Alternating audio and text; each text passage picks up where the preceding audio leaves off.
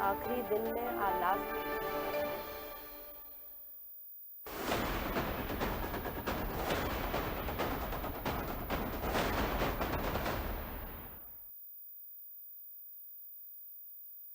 नमस्कार, बड़ी खबर बड़ी बहस में आपका स्वागत है। आपके साथ मैं हूं रम सिद्दीकी।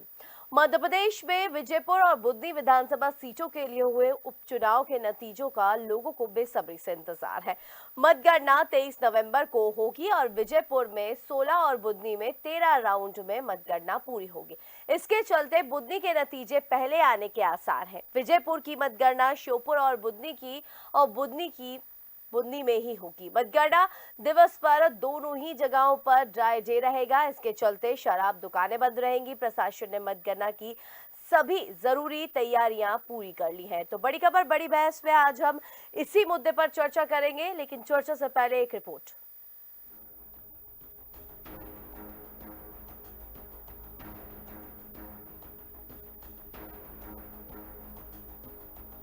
मध्य प्रदेश की डॉक्टर मोहन यादव सरकार कैबिनेट ने एक दिन पहले श्री कृष्ण पाथेय न्यास गठन को मंजूरी दी। न्यास भगवान श्री कृष्ण से जुड़े स्थल तीर्थ रूप में विकसित करेगा। पौराणिक कथाओं के अनुसार द्वापर युग में भगवान श्री कृष्ण मध्य प्रदेश में अध्ययन के लिए आए थे। इस दौरान श्री कृष्ण उज्जैन सहित प्रदेश के कई जगहों पर गए। 28 सदस्यीय न्यास के अध्यक्ष मुख्यमंत्री रहेंगे। इसमें 5 अशासकीय सदस्य होंगे, जिनका कार्यकाल 3 वर्ष का रहेगा। न्यास भगवान श्री कृष्ण के मंदिरों एवं संरचनाओं का प्रबंधन, सांदीपनि गुरुकुल की स्थापना के लिए परामर्श, सुझाव, श्री कृष्ण पाथेय के स्थानों का सामाजिक, आर्थिक तथा पर्यटन की दृष्टि से विकास, पुस्तकालय, संग्रहालय की स्थापना आदि गतिविधियों का क्रियान्वयन किया जाएगा। न्यास को भगवान कृष्ण के मंदिरों की प्रबंधन योजना के क्रियान्वयन और सांदीपनि गुरुकुल की स्थापना के लिए सुझाव आमंत्रित करने के अलावा पवित्र क्षेत्रों के साहित्यिक और सांस्कृतिक संरक्षण और संवर्धन का काम सौंपा गया है। न्यास अनुदान और दान ले सकेगा। उज्जैन में 64 कलाओं और 14 विद्याओं की विधिवत शिक्षा के लिए सांदीपनि गुरुकुल की स्थापना के परामर्श, सुझाव और अन्य कार्रवाई की जाएगी। युवा पीढ़ी को भगवान श्री कृष्ण की जीवन गाथा और उज्जैन को केंद्र में रखकर की गई उनकी यात्राओं की महत्ता से अवगत कराते हुए गंतव्य स्थलों के साथ भावनात्मक रूप से जोड़ने की योजनाएं भी न्यास बनाएगा।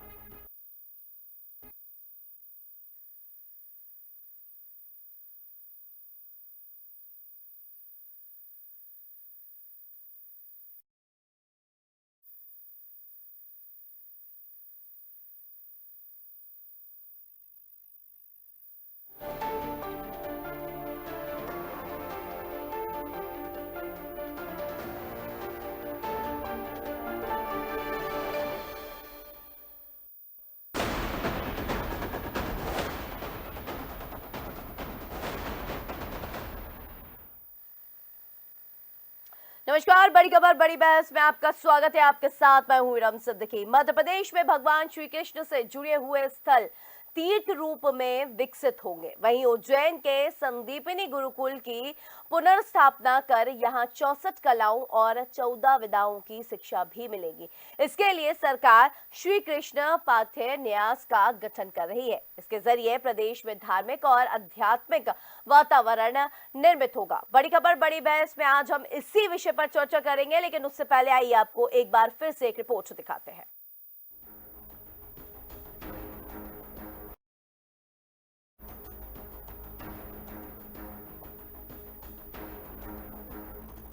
मध्य प्रदेश की डॉक्टर मोहन यादव सरकार कैबिनेट ने एक दिन पहले श्री कृष्ण पाथेय न्यास गठन को मंजूरी दी। न्यास भगवान श्री कृष्ण से जुड़े स्थल तीर्थ रूप में विकसित करेगा। पौराणिक कथाओं के अनुसार द्वापर युग में भगवान श्री कृष्ण मध्य प्रदेश में अध्ययन के लिए आए थे। इस दौरान श्री कृष्ण उज्जैन सहित प्रदेश के कई जगहों पर गए। 28 सदस्यीय न्यास के अध्यक्ष मुख्यमंत्री रहेंगे। इसमें 5 अशासकीय सदस्य होंगे, जिनका कार्यकाल 3 वर्ष का रहेगा। न्यास भगवान श्री कृष्ण के मंदिरों एवं संरचनाओं का प्रबंधन, सांदीपनि गुरुकुल की स्थापना के लिए परामर्श, सुझाव श्री कृष्ण पाथे के स्थानों का सामाजिक, आर्थिक तथा पर्यटन की दृष्टि से विकास, पुस्तकालय, संग्रहालय की स्थापना आदि गतिविधियों का क्रियान्वयन किया जाएगा। न्यास को भगवान कृष्ण के मंदिरों की प्रबंधन योजना के क्रियान्वयन और सांदीपनी गुरुकुल की स्थापना के लिए सुझाव आमंत्रित करने के अलावा पवित्र क्षेत्रों के साहित्यिक और सांस्कृतिक संरक्षण और संवर्धन का काम सौंपा गया है। न्यास अनुदान और दान ले सकेगा। उज्जैन में 64 कलाओं और 14 विद्याओं की विधिवत शिक्षा के लिए सांदीपनी गुरुकुल की स्थापना के परामर्श, सुझाव और अन्य कार्रवाई की जाएगी। युवा पीढ़ी को भगवान श्री कृष्ण की जीवन गाथा और उज्जैन को केंद्र में रखकर की गई उनकी यात्राओं की महत्ता से अवगत कराते हुए गंतव्य स्थलों के साथ भावनात्मक रूप से जोड़ने की योजनाएं भी न्यास बनाएगा।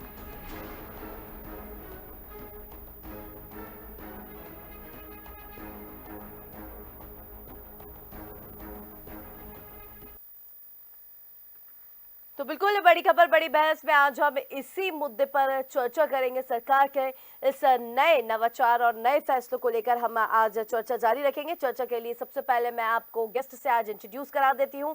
Political editor Ravi Awasthi ji studio से हमारे साथ जुड़े हुए हैं। साथ में आपको बता दें बीजेपी से अजय सिंह यादव जी हमारे साथ और कांग्रेस से अंबिका शर्मा जी हमारे साथ जुड़े हुए हैं। आप तीनों का बहुत स्वागत है बड़ी खबर बड़ी बहस में। रवि अवस्थी जी, आपसे जानूंगी, श्री कृष्ण पाथे शोध पर फेलोशिप मिलेगी, एक और नई पहल मोहन सरकार की, क्या कहेंगे इस पर आप? बिल्कुल एरम, देखिए जिस तरीके से धर्म अध्यात्म को स्थापित करने का काम डॉक्टर मोहन यादव की सरकार कर रही है, उस दिशा में ये श्री कृष्ण जो न्यास है इसका जो गठन को कल मंजूरी कैबिनेट में मिली है, ये इस दिशा में एक और कदम है। और अगर देखिए जाए धार्मिक और पौराणिक महत्व अगर देखें तो आप चाहे वो द्वापर युग हो या सतयुग हो, उसका कहीं ना कहीं नाता मध्य प्रदेश से रहा है। और मध्य प्रदेश में सतयुग के जो आराध्य रहे हैं भगवान श्री राम, उनका भी यहाँ रामपथ गमन यानी मध्य प्रदेश से होकर ही वो गुजरे। और इसी तरह द्वापर युग में भगवान श्री कृष्ण जो है वो उज्जैन के सांदीपनी आश्रम में अपने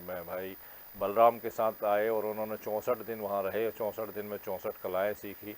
और इसके अलावा देखिए इससे उज्जैन से ही 35 किलोमीटर एक गांव है जैथल गांव, यहाँ पे उनके जो परम मित्र रहे सुदामा, उनके गांव कहा जाता है। वहाँ पर हर जन्माष्टमी को एक मेला भी लगता है। तो इस तरह देखा जाए तो एक पौराणिक महत्व भी इस पूरा कहीं ना कहीं इस स्थल का रहा है। और ऐसे तमाम स्थल, चाहे वो जाना पाव हों, महाकौशल का अंचल के क्षेत्र हों या मालवा अंचल के जो क्षेत्र हैं, उन तमाम ऐसे जो चिन्हित किए गए क्षेत्र हैं उन्हें तीर्थ स्थल के रूप में अब सरकार विकसित करेगी। इसी के लिए, इसी उद्देश्य से न्यास का गठन भी हुआ है। और ताकि आने वाली पीढ़ी जो है वो तमाम इन चीज़ों से जुड़ सके, इनके बारे में जान सके, इन बारे अगर जो जिनको रुचि है वो उसमें विद्या भी हासिल कर सके। इसकी भी व्यवस्था अब जो सांदीपनी आश्रम है उसका देखिए पुनर्स्थापना पर उसका प्रयास होगा और वहाँ पर इस तरह की शिक्षा और विद्याएँ भी सिखाई जाएंगी। बिल्कुल अंबिका जी, आप कैसे देखते हैं? क्योंकि प्रदेश में अगर धार्मिक और आध्यात्मिक वातावरण की बात की जाए तो वो तो निर्मित होगा ही, कहीं ना कहीं पर्यटक और पर्यटन स्थल के तौर पर भी बढ़ावा मिलेगा। आप कैसे देखते हैं? हमारी कांग्रेस का बड़ा सकारात्मक भाव रहता है। सरकार की पहल निश्चित रूप से बहुत अच्छी है। पौराणिक महत्व के हमारे स्थल हैं उनकी तरफ सरकार का ध्यान है। अच्छी सूचनाएं हैं और अच्छी बात है, निश्चित रूप से बहुत अच्छी बात है। और हम तो ये चाहते हैं कि जो सरकार की जो नाकामी है, सरकार की जो असफलताएं हैं, भगवान कृष्ण इस सरकार को शक्ति दें और इस सरकार को सही मार्ग पर चलने के लिए प्रेरित करें। ऐसी सरकार की मना स्थिति भगवान कृष्ण बना दें। इससे प्रदेश का कल्याण होगा, जन कल्याण होगा और सरकार को भी सद्बुद्धि आएगी। बहुत देर बाद इनकी समझ में आ रही है कि चलो हम आध्यात्म की ओर चलें और हम आत्म अवलोकन करें कि हम कहाँ कहाँ गलतियां कर रहे हैं, हम कितना झूठ बोल चुके हैं, कितना हम बरगला चुके हैं, कहाँ कहाँ हम असफल हैं, कानून व्यवस्था की जर्जर स्थिति क्यों है, भ्रष्टाचार की में हमारा शीर्ष पर मध्य प्रदेश क्यों है, हमारी सरकार की सारी योजनाएं असफल क्यों पड़ी हुई हैं? केवल कागजी योजनाएं। चलिए अंबिका जी, आपने तो एक तीर से दो निशान वाली कहावत सूट हो रही है यहाँ पे। अजय जी कुछ कहना चाहेंगे अंबिका जी की जवाब में? देखिए, कांग्रेस पार्टी मूल रूप से सनातन विरोधी है। अंबिका जी के कहने से कांग्रेस का कुतर्क नहीं बदल जाएंगे। चाहे गोवर्धन पूजा हो, चाहे जन्माष्टमी के आयोजन है, सभी का कांग्रेस के नेताओं ने विरोध किया। यहाँ तक कि कांग्रेस के नेताओं ने कहा कि सरकार और बीजेपी अपना एजेंडा सेट कर रही है। तो अंबिका जी के कहने से कांग्रेस के पाप नहीं धुलेंगे। लेकिन भारतीय जनता पार्टी सरकार का स्पष्ट मत है कि सनातन का मार्ग ही सबसे उपयुक्त मार्ग है। इसीलिए नई पीढ़ी को सनातन के मार्ग पे चलना चाहिए और इस दिशा में जो काम है वो होना चाहिए। और मध्य प्रदेश की धरती तो सौभाग्यशाली है, जैसा रवि जी ने भी बताया कि भगवान कृष्ण के जीवन से जुड़े हुए इतने महत्वपूर्ण अवसर मध्य प्रदेश से रहे। भगवान राम के भी वनवास का अधिकांश समय मध्य प्रदेश में चित्रकूट में बीता। तो ऐसी पवित्र भूमि में अगर ये कार्यक्रम और ये आयोजन नहीं होंगे तो वो कहाँ होंगे? श्री कृष्ण पथे एक ऐसा अभियान है जो मुख्यमंत्री डॉक्टर मोहन यादव जी की दूरदर्शी सोच को दिखाता है, जो कि उन्होंने दिखाया है कि किस तरह से भगवान कृष्ण गीता का सार, उनका जीवन, उनका आचार विचार किस तरह से लोगों तक पहुंचाया जाए। इसके लिए एक स्ट्रेटेजी बनाई जाए, कमेटी बनाई जाए और लगातार आयोजन किए जाए। यहाँ तक कि अभी तो हमने गीता महोत्सव और गीता महोत्सव के अंतर्गत प्रतियोगिताओं का भी आयोजन करने का निर्णय लिया, उसका भी कांग्रेस के नेताओं ने विरोध किया। लेकिन कांग्रेस के विरोध से ये तथ्य नहीं बदलेंगे। हमारी नीति स्पष्ट है, सरकार सनातन के रास्ते पे चलेगी। सनातन का रास्ता उपयुक्त रास्ता है और इसी से नई पीढ़ी को आगे बढ़ने के लिए रास्ता मिलेगा। बिल्कुल। रवि अवस्थी जी, एक बात जानना चाहूंगी, क्योंकि जिस तरीके से सरकार की ये जो लगातार पहल है, जैसे संदीपनी गुरुकुल को यहाँ पे विकसित किया जाएगा और आध्यात्मिक, और अगर हम बात करें विकसित करने की अध्यात्म के तौर पर, तो एक अलग ही प्रदेश की हम कह सकते हैं कि तस्वीर निकलकर सामने आएगी, क्योंकि युवाओं में भी खासा उत्साह और खासा हम देख सकते हैं कि अब रुचि अध्यात्म में बढ़ती नजर आ रही है और सरकार उसको लेकर भी प्रयासरत है। बिल्कुल एरम देखिए, हालांकि जीवन में धर्म अध्यात्म का बहुत महत्व है, चाहे वो किसी भी धर्म से जुड़े लोग हों। निश्चित तौर पर जो इनमें रुचि रखते हैं, श्रद्धा रखते हैं, वो उनके जीवन में कहीं ना कहीं शांति है। और इसीलिए देखिए आप, मध्य प्रदेश शांति प्रिय राज्य के तौर पर जाना जाता है। अगर अन्य राज्यों से तुलना करें तो मध्य प्रदेश ज़्यादा बेहतर स्थिति में है इस मामले में।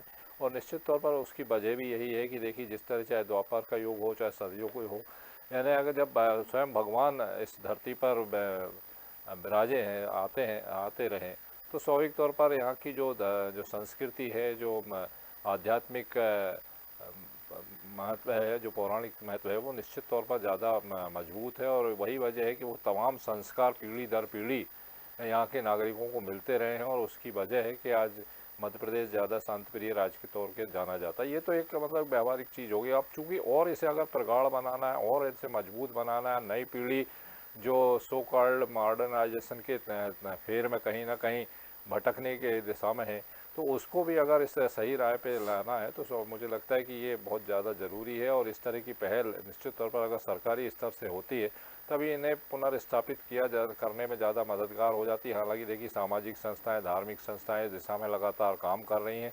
बावजूद इसके चूँकि शासन स्तर से जब इस तरह के प्रयास होते हैं तो वो एक न केवल धर्म अध्यात्म की स्थापना में को मजबूत करने की दिशा में आगे बढ़ेंगे, बल्कि आप देखिए कि धार्मिक पर्यटन स्थल के तौर पर भी ये तमाम जब चीज़ें विकसित होंगी तो उससे राजस्व भी बढ़ेगा, रोजगार भी बढ़ेगा, है ना। एक पंथ दो काज वाली बात है। तो एक इस तरह के प्रयासों से अगर तमाम चीज़ें सुधरती है तो मुझे लगता है कि इसमें कोई गलत बात नहीं है। अंबिका जी, क्या कहेंगे आप? बहुत अच्छी बात है, धर्म की ओर अग्रसर हो रही है सरकार। हम कह रहे कम से कम इस रूप में ही सही कि पाप का घड़ा भरा हुआ है सरकार का, तो प्रायश्चित स्वरूप ही धर्म की बात करेगी तो ये पाप मोक्ष होगा और सद्बुद्धि आएगी। अच्छा काम करेगी सरकार, मजबूती से काम करेगी, लोक कल्याण की भावना विकसित होगी सरकार के अंदर और अच्छे रिजल्ट आएंगे। हमारा तो ये कहना है। वैसे भी ये मान्यता है कि जब पाप कोई व्यक्ति कर लेता है तो गंगा स्नान करता है और गंगा स्नान के बाद वो पाप मोक्ष हो जाते हैं और फिर नई ऊर्जा के साथ फिर लेकिन बढ़ता है, अजय जी अच्छे तो काम कह रहे करता है। हैं कि चाहे कोई भी बात कर ले, चाहे राम मंदिर का मुद्दा ही क्यों ना हो, चाहे कोई सा भी मुद्दा क्यों ना हो, धार्मिक मुद्दा, सनातनी मुद्दा कोई भी क्यों ना हो, कांग्रेस हमेशा उंगली जरूर उठाती है। नहीं, उंगली नहीं उठा रहे, हमें तो बहुत खुशी हो रही है कि चलो जो पौराणिक महत्व के स्थल हैं इनकी तरफ ध्यान सरकार का जा रहा है, विकसित होंगे, रोजगार के साधन बढ़ेंगे, लोगों को आय होगी और पर्यटन के क्षेत्र में हम विकसित होंगे, समृद्ध हमारा मध्य प्रदेश होगा। लेकिन इनकी नीयत साफ हो, इनके इरादे अच्छे हों और भ्रष्टाचार क्रियान्वयन इनकी एजेंसियों में ना हो, क्योंकि देखा गया है प्राय कि जहाँ पर जो धार्मिक स्थलों में इन्होंने रिनोवेशन कराए हैं या निर्माण कार्य कराए हैं वहाँ पर लंबे स्केल पर भ्रष्टाचार हुआ है। तो कम से कम धार्मिक स्थलों को तो ये लोग छोड़ें और बढ़िया तरह से काम करें। सरकार के साथ शुभकामनाएं हमारी, हम खुद तारीफ करेंगे, सरकार अच्छा काम करने लगेगी और पब्लिक तो करेगी तारीफ।